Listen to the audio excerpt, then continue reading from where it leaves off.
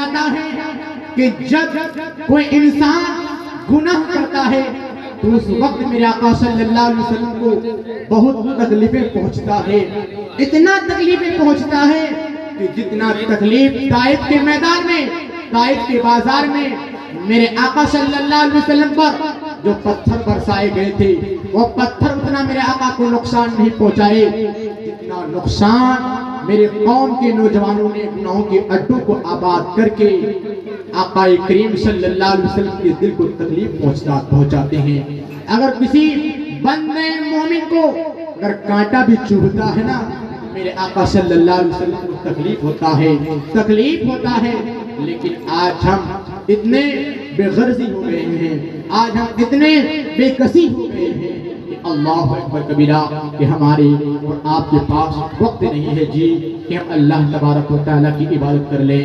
हमारे पास वक्त नहीं है कि हम अल्लाह तबारक व तआला की रियादत करके अल्लाह रब्बुल इज्जत को भी मना लें और अल्लाह के रसूल साहिब औलाद सल्लल्लाहु अलैहि वसल्लम को मना ले। नहीं, हमारे पास वक्त नहीं है।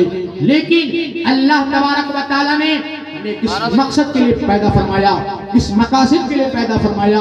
मकासद यही था कि अल्लाह तबारक व तआला ने कुरान में इरशाद फरमाया, वमा खलक़तुल जिन्ना वल इंसा इल्ला लियअबुदून, मैंने जिन और इंसान को अपनी इबादत के लिए पैदा किया, अपनी इबादत के लिए पैदा किया, अपनी रियादत के लिए पैदा किया, अपनी तस्बीह व तहलील के लिए पैदा किया।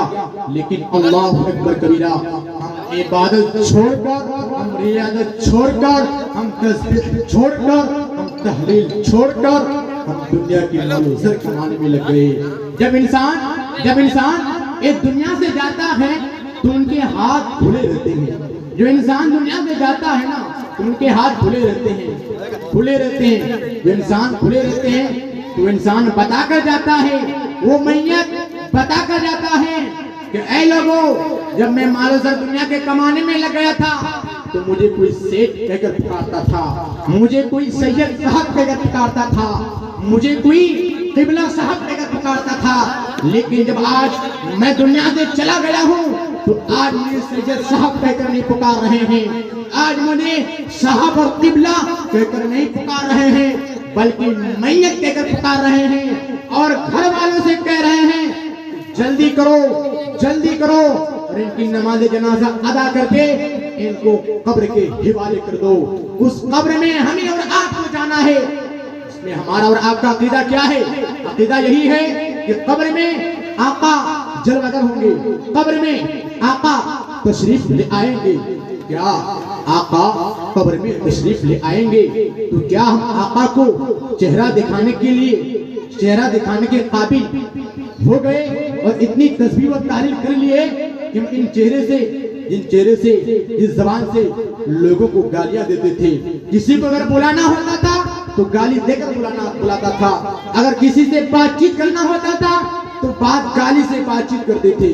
यही चेहरा, यही जबान, यही सर अपने आका को दिखाएंगे। अल्लाह अकबर कबीरा। अगर आका कब्र अनवर में अगर हमसे और आपसे अगर मुंह मोड़ लिया तो फिर हमारा हश्र क्या होगा प्यारे? हमारा हश्र क्या होगा?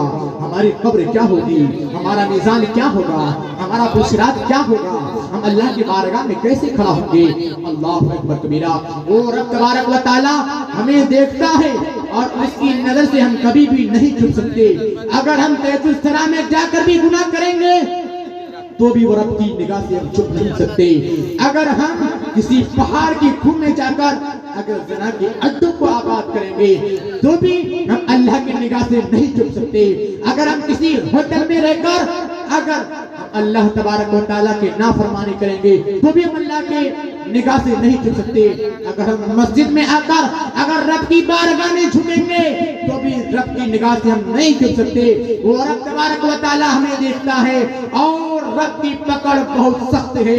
रब तबारक व तआला ने कुरान में इरशाद फरमाया, इन्नल्लाह काना अलैकुम रक़ीबा, कि तुम्हारे रब की पकड़ बहुत सख्त है, तुम्हारे रब की पकड़ बहुत सख्त है। अल्लाह अकबर कबीरा। और वो जहन्नम की आग को भी अल्लाह तबारक व तआला ने तैयार किया है, जहन्नम को तैयार किया है।